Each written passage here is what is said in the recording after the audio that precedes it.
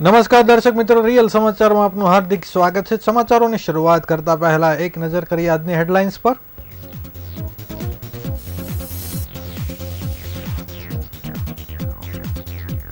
અકસ્માત કરનાર ડ્રાઈવરને માર મરાતા પાલિકાના યુનિયન સભ્યોનું વિરોધ પ્રદર્શન।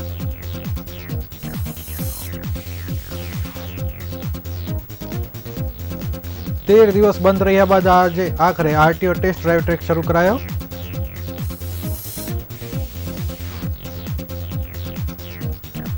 પાલિકામાં ડબલ ડ્યુટી કરતા 142 સિક્યુરિટી ગાર્ડ સામે કાર્યવાહી કરાઈ।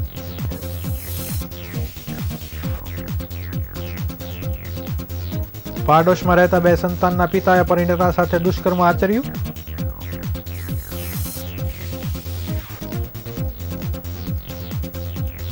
ગૌ માતા પોષણ યોજના અંતર્ગત સુરતની કેટલીક ગૌશાળાઓને આર્થિક સહાય ચૂકવાતા કલેક્ટરને આવેદન। પ્રાણી સંગ્રહાલયમાં માંસાહારી પક્ષીઓ સાથે પક્ષીઓના પિંજરામાં આકરી ગરમી શરૂ થતા ફુવારા મુકાયા।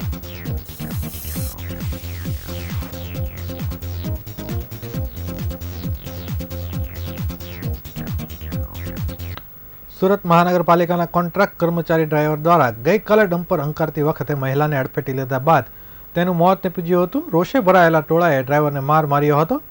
ડ્રાઈવરને ઈજા થતા સારવાર માટે હોસ્પિટલમાં ખસેડવામાં આવ્યો હતો। ડ્રાઈવરને ટોળાએ માર મારતા યુનિયન દ્વારા આજે કતારગામ વાહન ડેપો ખાતે વિરોધ પ્રદર્શન કર્યું હતું અને ડેપોમાંથી એક પણ વાહનને બહાર જવા દીધું ન હતું।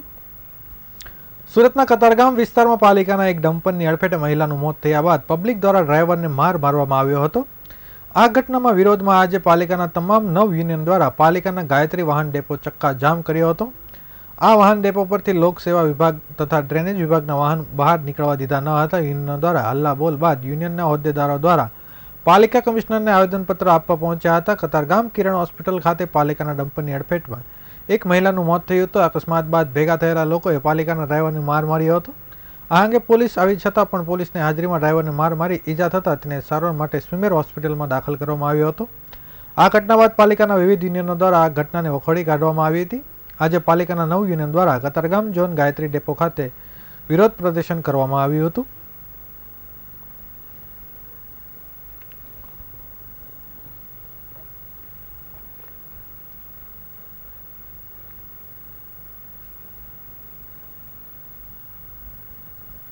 સુરત સહિત સમગ્ર રાજ્યમાં સર્વરમાં ખામી સર્જાતા લાયસન્સ માટેની આરટીઓ પ્રક્રિયા બંધ હતી, જેથી વાહન ચાલકો લાયસન્સ માટે ટેસ્ટ આપી શકતા ન હતા। જોકે હવે સર્વરની સમસ્યા સોલ્વ થતાં ટેસ્ટ ટ્રેક શરૂ કરવામાં આવ્યો છે, જેથી હવે વાહન ચાલકો મુશ્કેલી ન પડે તે માટે કચેરી દ્વારા રજાના દિવસોની સાથે સાથે એક્સ્ટ્રા ટાઈમ પણ કામ કરવાની તૈયારી દર્શાવવામાં આવી છે। છેલ્લા 13 દિવસથી લોકોને ટેસ્ટ ડ્રાઈવ લઈને હાલાકીનો સામનો કરવો પડતો હતો। જોકે 13 દિવસે ટેસ્ટ ટ્રેક બંધ હોવાના કારણે ટેસ્ટ આપનારાઓની સંખ્યામાં પણ વધારો થયો છે, જેથી વડી કચેરીની સૂચના મળશે તો રજાના દિવસોમાં પણ આરટીઓ કચેરી શરૂ રાખવામાં આવશે તેવી તૈયારી દર્શાવવામાં આવી છે। આરટીઓ કે પંચાલે કહ્યું હતું કે સોફ્ટવેરની ટેકનિકલ ખામીના કારણે સમસ્યા સર્જાઈ હતી। જોકે સમગ્ર પ્રશ્નનું નિરાકરણ આવતા 4 વ્હીલ અને 2 વ્હીલના ટેસ્ટની કામગીરી આજથી શરૂ કરવામાં આવી છે।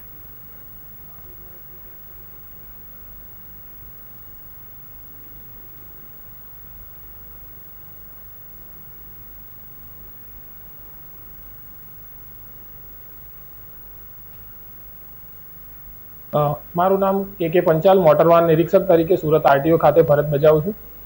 છેલ્લા 13 દિવસથી ગુજરાત રાજ્યના તમામ ટેસ્ટ ટ્રેકોની અંદર સોફ્ટવેરની ટેકનિકલ ખામી સર્જાતા જે બંધ થવા પામ્યો હતો અને જે આજ રોજ ટેકનિકલ ખામી દિલ્હીની એનઆઈસી ટીમ દ્વારા દૂર કરવાથી 2 વ્હીલર તથા 4 વ્હીલરના તમામ ટેસ્ટ રાબેતા મુજબ આજથી સુરત આરટીઓ ખાતે શરૂ થઈ જવા પામેલ છે।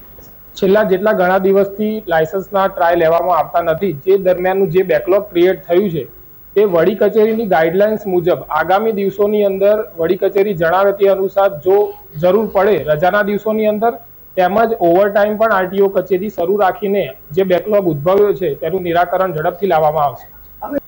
જે લોકો દિવસ દરમિયાન નોકરી કરતા હોય છે અને 10 થી 8ની પણ શિફ્ટ જેની હોય છે તે લોકો માટે વહેલી સવારે આરટીઓ 8 વાગ્યાથી શરૂ થઈ જાય છે અને રાતના પણ 8 વાગ્યા સુધી ડ્રાઇવિંગ ટેસ્ટ ટ્રેક અત્રેની કચેરીમાં લેવામાં આવે છે। તો ફરજ પરથી મુક્ત થયા બાદ પણ તેઓ પોતાનો ડ્રાઇવિંગ ટેસ્ટની અપોઇન્ટમેન્ટ બુક કરીને ટ્રાય આપી શકે છે। સુરત પાલિકાના તમામ ઝોન ઓફિસમાં સિક્યુરિટી રાખવામાં આવે છે। આ સિક્યુરિટી ગાર્ડને લઈને ફરિયાદો કરવામાં આવી હતી, જે મામલે તપાસ આદેશ કરવામાં આવ્યો હતો, જે અંતર્ગત તપાસ કરતા 142 સિક્યુરિટી ગાર્ડ ડબલ ડ્યુટી કરતા ઝડપાયા હતા. ઝડપાયેલા તમામ સિક્યુરિટી ગાર્ડ પાલિકાના બીજે પણ ડ્યુટી કરતા હોવાનું સામે આવ્યું હતું, જેથી પાલિકા દ્વારા કાર્યવાહી કરવામાં આવી હતી. સુરક્ષા ગાર્ડ પાસે 8 કલાકથી વધુ નોકરી ન કરાવવાની ટેન્ડરમાં નિયમ છે. તેમ છતાં ઝડપાયેલા તમામ સિક્યુરિટી ગાર્ડના એજન્સી વિરુદ્ધ પાલિકાએ ₹5.78 લાખનો દંડ ફટકાર્યો છે. આ દંડ ફટકારીને પાલિકા દ્વારા તમામ કામગીરીના નિયમો અને ટેન્ડર પ્રમાણે થાય તેવો દાખલો બેસાડવા પ્રયાસ કરવામાં આવ્યો છે. મેં દક્ષેશ માવાણીએ કહ્યું હતું કે પાલિકાની મિલકતો અને ઝોન ઓફિસને લઈને ફરિયાદ આવતા 2-2.5 મહિના પહેલા જ તપાસ કરવામાં આવી હતી, જેમાં 10 જેટલી એજન્સીના જવાનો ડબલ ડ્યુટી કરતા હતા, જેથી આગામી સમયમાં દંડ તો ફટકારાયો છે, પરંતુ કડક કાર્યવાહી કરવામાં આવે તેવું પણ ઉમેરો કરવામાં આવ્યો છે.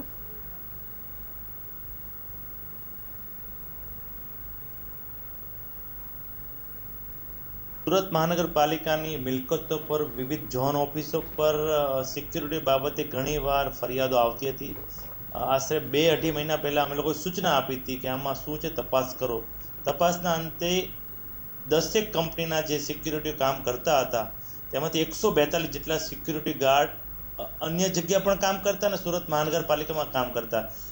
એની માટે એ લોકો પર દંડનીય કાર્ય કરવામાં આવી છે કંપની ઉપર, ને આગામી સમયમાં તે લોકોએ કડક નિયમોસર કાર્યવાહી કરવામાં આવશે. સર, આ સિક્યુરિટી ગાર્ડ કઈ રીતે નોકરી કરતા હતા, કઈ રીતે ઝડપાયા? તે લોકો તપાસ 2-2.5 મહિના પહેલા અમે શરૂ કરાવી હતી. કોણ કેટલો ટાઈમ કામ કરે છે. કોઈ કંપની 2-3 શિફ્ટના એસએમસી દ્વારા પૈસા આપે છે, કોઈ કંપની 2 શિફ્ટમાં એ લોકો ભાઈ વધારે કલાકોમાં કામ કરાવતી. કોઈ જગ્યાએ અન્ય જગ્યાઓ પણ સિક્યુરિટી ગાર્ડ અહીંયા કામ કરી અને પછી બીજી જગ્યાએ પણ કામ કરવા જતા, એમ ડબલ જગ્યાએ કામ કરતા હતા. સર, હવે શું કાર્યવાહી કરવામાં આવશે? અત્યારે તો તમામ જે એજન્સી છે એની પર અત્યારે દંડનીય કાર્યવાહીઓ વહીવટતંત્ર દ્વારા કરવામાં આવી છે. સુરત મહાનગરપાલિકા સુરતમાં રોજ દુષ્કર્મના કેસમાં વધારો થઈ રહ્યો છે, ત્યારે ચોક બજાર વિસ્તારમાં રહેતી પરિણીતા પર તેના પડોશમાં રહેતા 2 સંતાનોના પિતાએ દુષ્કર્મ આચર્યું હતું. પરિણીતાએ અઠવાલાઇન્સ પોલીસ સ્ટેશનમાં ફરિયાદ આપતા 38 વર્ષીય પડોશી સામે ગુનો નોંધી ધરપકડ કરવામાં આવી છે. 31 વર્ષીય પરિણીતા 4 સંતાનોની માતા છે. તેના પતિ દરજી કામ કરે છે. આરોપી તેના પડોશમાં રહે છે, ઘોડાગાડી ચલાવે છે. છેલ્લા ઘણા વખતથી આરોપી પરિણીતાને હેરાન પરેશાન કરતો હતો. છેવટે કંટાળી પરિણીતાએ પતિને વાત કરી હતી. આથી મામલો પોલીસ સ્ટેશન પહોંચ્યો હતો. પોલીસે દુષ્કર્મ સહિતની અનેક કલમો દાખલ કરી આરોપીને ઝડપી પાડ્યો છે. પોલીસે કહ્યું હતું કે અઠવાલાઇન્સ પોલીસમાં મહિલાએ 3 વર્ષથી દુષ્કર્મ કરતા આવતો હોવાનું ફરિયાદ નોંધાવી હતી, જેથી હનીફ કુરેશીની ધરપકડ કરવામાં આવી છે.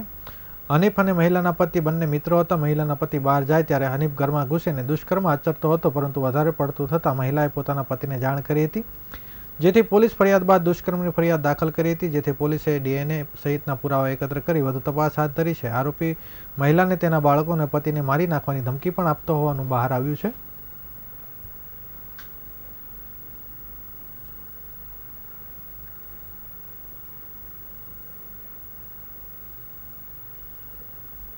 રાજ્યભરમાં મુખ્યમંત્રી ગૌ માતા પોષણ યોજના અંતર્ગત રાજ્ય સરકાર દ્વારા ₹500 કરોડ ફાળવવામાં આવ્યા છે. ગૌશાળા બાબતે રાજ્ય સરકાર દ્વારા કેટલાક નિયમો નક્કી કરવામાં આવ્યા હતા, જે પૈકીનો એક નિયમ એવો હતો કે ગૌશાળા પોતાના માલિકીની જમીન પર હોવી જોઈએ. જોકે એમાં રજૂઆત કર્યા બાદ ઠરાવ કરીને નિયમ રદ કરવામાં આવ્યો હતો. ગૌ માતા પોષણ યોજના અંતર્ગત રાજ્યભરની ગૌશાળા સંચાલકોને સરકાર દ્વારા આર્થિક સહાય આપવામાં આવે છે. એક ગાય દીઠ રોજનું ચોક્કસ વેતન નક્કી કરવામાં આવ્યું છે. તે મુજબ ચૂકવણું થાય છે. સુરત જિલ્લાની કેટલીક ગૌશાળાને હજુ સુધી ચૂકવણું કરવામાં આવ્યું નથી, જેને લઈને આજે જિલ્લા કલેક્ટર કચેરી ખાતે આવેદનપત્ર આપી સૂત્રોચ્ચાર કરવામાં આવ્યા હતા. રજૂઆત કરનાર ગૌશાળા સંચાલકોનું કહેવું કે માત્ર સુરત શહેર અને જિલ્લાની કેટલીક ગૌશાળાને સાથે જ અન્યાય થયો છે, તો તેમને ન્યાય કરવામાં આવે.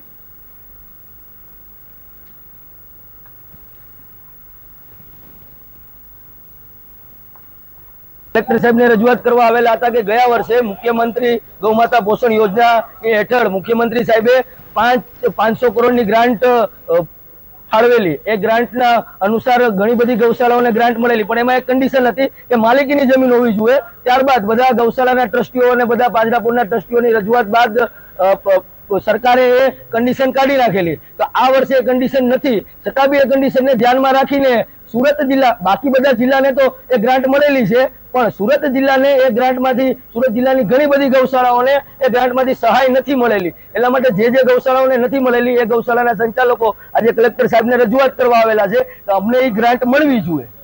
અને અમે આજે આ સરકારને લાવેલા છીએ, હિન્દુત્વવાદી સરકારને એટલા માટે લાવેલા છીએ કે ગૌ માતા માટે કંઈક કરશે. ગૌ માતા જે હેરાન છે, કચરો ખાય છે, પીડાય છે, કપાય છે, એના માટે આ હિન્દુત્વવાદી સરકાર કાંઈ ને કાંઈ કરશે એટલા માટે જ આ સરકારને લાવેલા છીએ. જો એ સરકાર ગૌ માતા માટે કાંઈ ન કરે તો પછી કોઈ જાતનો મતલબ જ નથી એ સરકારનો. અને અમારી આગામી એવી તૈયારી છે કે જો અમને આ સુરતની ગૌશાળાઓને આ નહીં મળે, આ સહાય નહીં મળે, તો સુરતમાંથી કમસે કમ 20 થી 30 હજાર ગાયો કલેક્ટર કચેરી તરફ રવાના થશે અને હજારોની સંખ્યામાં ગૌ સેવકો કલેક્ટર કચેરી તરફ રવાના થશે અને કલેક્ટર કચેરીનો ઘેરાવો થશે. એવી તૈયારીઓ છે અને ગુજરાતના હરેક કલેક્ટરે આ સહાય આપી દીધેલી છે, એક સુરતમાં જ નથી મળી. સુરતમાં હોળીનો તહેવાર પૂરો થયા બાદ અચાનક ગરમી શરૂ થઈ છે અને ગરમી માટે એલર્ટ પણ જાહેર કરી દેવામાં આવ્યા છે. માર્ચ મહિનો પૂરો થાય તે પહેલા જ મે મહિના જેવી આકરી ગરમી શરૂ થઈ ગઈ છે. આકાશમાંથી આગ જેવી આકરી ગરમી શરૂ થતાં લોકો સાથે પ્રાણીઓની હાલત પણ કફોડી થઈ ગઈ રહી છે. લોકો તો ગરમીથી બચવા માટે વિવિધ પ્રયોગો કરે છે. તેથી સાથે સુરત પાલિકા નેચર પાર્કના પ્રાણીઓ અને પક્ષીઓ માટે ગરમીથી રક્ષણ આપવા માટે ખાસ વ્યવસ્થા ઊભી કરવામાં આવી છે. પાલિકાના નેચર પાર્કમાં માંસાહારી પશુઓ સાથે પક્ષીઓના પિંજરા પણ ફુવારા મૂકવામાં આવ્યા છે. દિવસ દરમિયાન ચાલતા ફુવારાના કારણે ઠંડક રહેતા પ્રાણીઓને એક્ટિવ થઈ બહાર આવે છે, તેથી મુલાકાતીઓ અને પ્રાણીઓ જોવા મળે છે. આ વર્ષે માર્ચ મહિનામાં આવેલી હોળીનો તહેવાર પૂરો થતાની સાથે સુરતમાં આકાશમાંથી આગ ઝરતી ગરમી સતત વધી રહી છે અને હવામાન વિભાગે આપેલા એલર્ટ બાદ વધુ ગરમી પડે તેવી શક્યતા છે. આ ગરમીની અસર સુરત પાલિકાના પ્રાણી સંગ્રહાલયમાં પ્રાણીઓને ગરમીથી રાહત આપવા માટે હાલના તબક્કે ઠંડા પાણીના ફુવારા શરૂ કરી દેવામાં આવ્યા છે. પ્રાણીઓ સાથે સાથે હવે પક્ષીઓના પિંજરામાં પણ ફુવારા શરૂ કરી દેવાયા છે. આકાશમાંથી આગ વરસતી ગરમી હોય તેવા બપોરે આકરા તાપ દરમિયાન ફુવારા ચાલતા હોવાથી પ્રાણીઓ અને પક્ષીઓના ગરમીથી રાહત મળી રહી છે.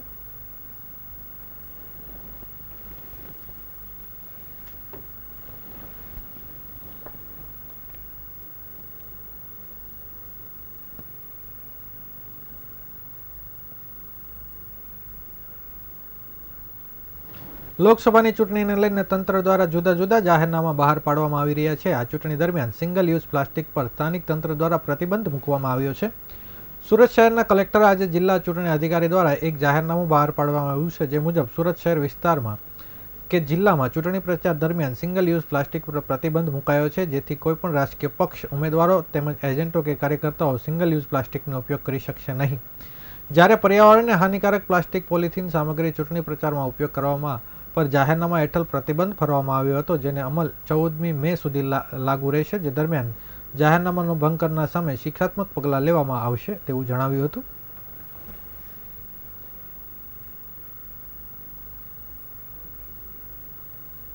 ચૂંટણી પંચની સૂચના અનુસાર જે પણ ઇલેક્શનમાં કામગીરી થાય છે એમાં સિંગલ યુઝ પ્લાસ્ટિક પૂરતું પ્રતિબંધ જે છે એ પણ આપણે પાડ્યું છે.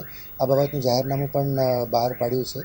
આ બાબતમાં ખાસ જણાવવાનું કે જેટલી પણ સિંગલ યુઝની પ્લાસ્ટિક છે ને બોટલોનો યુઝ થાય છે કે પ્લાસ્ટિકનો યુઝ થાય છે એને ઓછું કરવા માટે આપણે જિલ્લા વહીવટીતંત્ર તરફથી પણ કાર્યરત છીએ અને જેટલી વસ્તુઓમાં બિનજરૂરી એટલે એન્વાયરમેન્ટને લગતી જેટલી પણ કાળજી આપણે રાખી શકીએ છીએ, જેમ કરીને કે પ્રિન્ટો જે છે ઓછી કરવી અને આ બધી જે ગાઈડલાઇન્સ છે એ પણ આપણે ફોલો કરીએ છીએ, જેને કરીને જેટલી મહદઅંશે જે છે આપણે ઇલેક્શનને ઇકો સેન્સિટિવ કે ઇકો ફ્રેન્ડલી આપણે બનાવી શકીએ.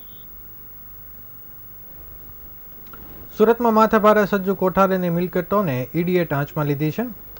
માથાભારે સાજિદ ઉર્ફે સજ્જુ કોઠારી, ગુલામ મોહમ્મદ કોઠારી, અલ્લાહ રખા ગુલામ મુફ્તાક શેખ, તેના પરિવારની અંદાજે રૂપિયા 4.29 કરોડની સંપત્તિ ઈડીએ ટાંચમાં લીધી છે. ઈડીએ મની લોન્ડરિંગ એક્ટ હેઠળ કાર્યવાહી કરી છે. સુરતમાં પોલીસે સજ્જુ કોઠારીની વિરુદ્ધ ખંડણી, હત્યા, અપહરણ, રમખાણો, લૂંટ, જુગાર જેવા 6 કેસ નોંધ્યા હતા. કેસમાં આધારે ઈડીએ સજ્જુ કોઠારી વિરુદ્ધ તપાસ શરૂ કરી હતી. માથાભારે સજ્જુ કોઠારીનો સુરતમાં ખૂબ જ આતંક હતો. તે પોલીસના ઉચ્ચ અધિકારીઓને પણ મારવાની ધમકી આપતો હતો. 2 વર્ષ પહેલા 26 માર્ચ 2022ના રોજ સજ્જુ કોઠારીને તેના જ ઘરમાંથી પકડી પાડવામાં આવ્યો હતો. કોઠારીએ નાનપુરામાં જમરૂક ગલીમાં ઘરમાં સિક્રેટ રૂમ બનાવ્યો હતો. તે રૂમમાંથી પોલીસે તેને પકડી પાડ્યો હતો. જ્યારે ઈડીની તપાસમાં સામે આવ્યું હતું કે ગુનાખોરીથી સજ્જુએ 4.29 કરોડની મિલકત ભેગી કરી હતી. સજ્જુએ પોતાના તથા પોતાના પરિવારના સભ્યોના નામ પર 31 સ્થાવર મિલકત ઊભી કરી હતી. આ તમામ મિલકતો ઈડી દ્વારા જપ્ત કરવામાં આવી છે. વધુ તપાસ ચાલી રહી છે.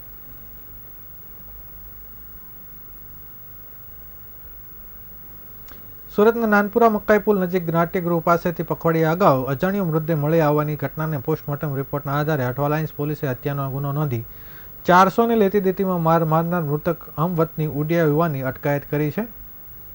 અઠવાલાઈની પોલીસે ગત 12 માર્ચના રોજ નાનપુરા મકાઈ સર્કલ નજીક સંજીવ મહેતા નાટ્યગૃહ ફૂટપાથ ઉપરથી નાકના ભાગે લોહી લુહાણ હાલતમાં અજાણ્યા યુવાન મૃત હાલતમાં મળી આવ્યો હતો. અંદાજે 40 વર્ષીય અજાણ્યા યુવાને મૃતદેહ પોલીસે કબજે લઈ નવી સિવિલ હોસ્પિટલ ખાતે પોસ્ટમોર્ટમ કરાવ્યું હતું. પોસ્ટમોર્ટમ કરનાર ડોક્ટર દ્વારા માથામાં ઈજા થવાની મોત થયો હોવાની રિપોર્ટ આવ્યો હતો, જેથી પોલીસે મહેતા નાટ્યગૃહની આજુબાજુ સીસીટીવી ફૂટેજ ચેક કર્યા હતા. સીસીટીવીમાં ગત 11 માર્ચના રોજ સાંજે 6:36 કલાકે મૃતક યુવાન ફૂટપાથ ઉપર બેઠો હતો અને 6:48 કલાકે એક યુવાન તેની સાથે ઝઘડો કરી લાત વડે માર મારી એક પગ મચકોડીને જતા નજરે પડ્યો હતો, જેથી પોલીસે સ્થાનિક ફૂટપાથ ઉપર રહેતા લોકોની પૂછપરછ કરતા મન્નાર ઓડિશાવાસી અને ભૂરિયો નામ હોવાનું, જ્યારે તેના માર મારતા સીસીટીવીમાં કેદ રામકિશોર પ્રધાન પણ ઓડિશાવાસી હોવાનું બહાર આવ્યું હતું, જેના આધારે તેની ધરપકડ કરવામાં આવી હતી. ધરપકડમાં પૂછપરછ દરમિયાન 400ની લેતી દેતીમાં ઝઘડો થતા માર માર્યો હોવાની કબૂલાત કરી હતી.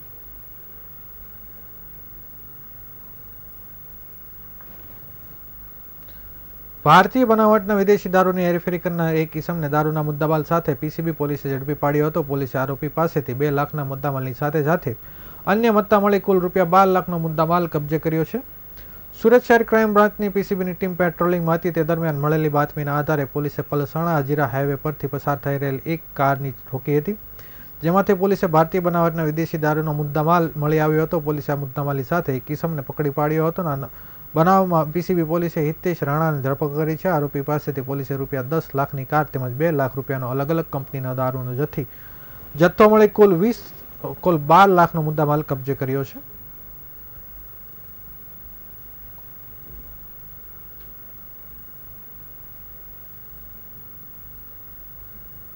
સમાચારો સમાપ્ત કરતા પહેલા એક નજર કરી આજના મુખ્ય સમાચારો પર.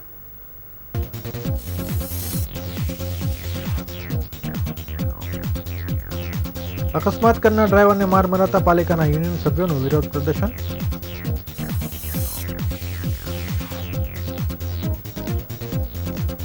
તે દિવસ બંધ રહ્યા બાદ આખરે આરટીઓ ટેસ્ટ ડ્રાઈવ ટ્રેક શરૂ.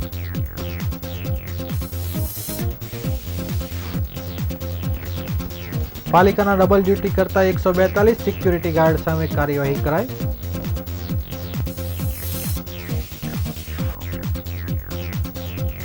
પાડોશમાં રહેતા 2 સંતાનના પિતાએ પરિણીતા સાથે દુષ્કર્મ આચર્યું.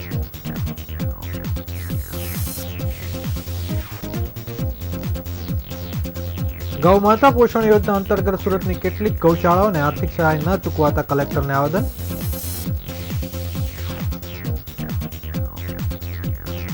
પ્રાણી સંગ્રહાલયમાં માંસાહારી પશુઓ સાથે પક્ષીઓના પિંજરામાં પણ આકરી ગરમીના કારણે ફુવારા મુકાયા.